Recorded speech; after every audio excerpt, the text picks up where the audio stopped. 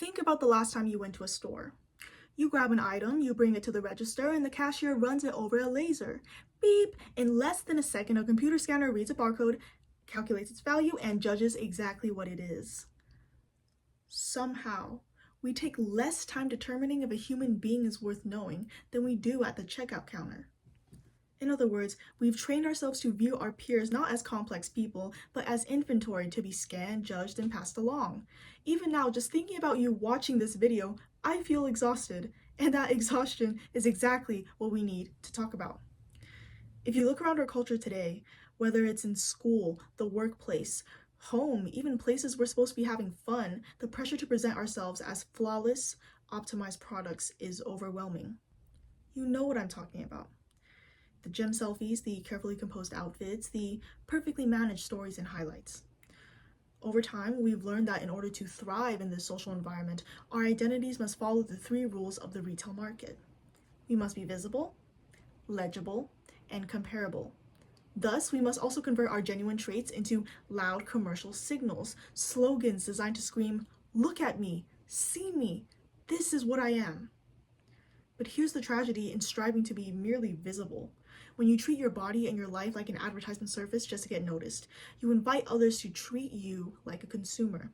And then instead of building attraction and fascination, you bow to risk management. You become a loud open book because total exposure is safe.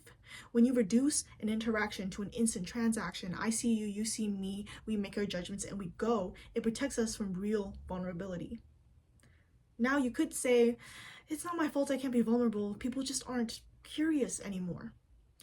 The thing is, real curiosity defies market logic. In fact, it demands the exact opposite: the risk, the right, the readiness to reach towards someone else.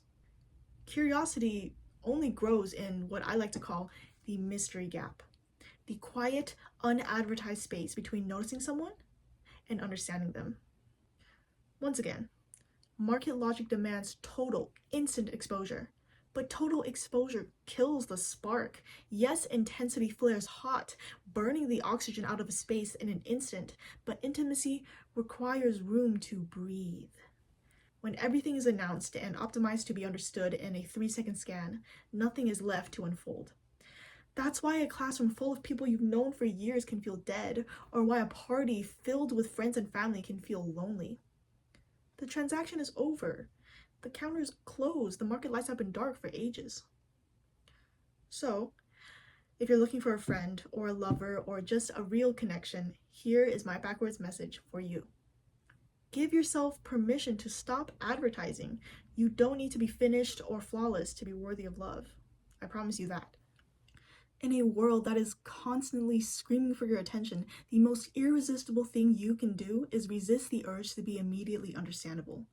That means keep parts of yourself private and remain a mystery worth discovering for the people who actually take the time to know you.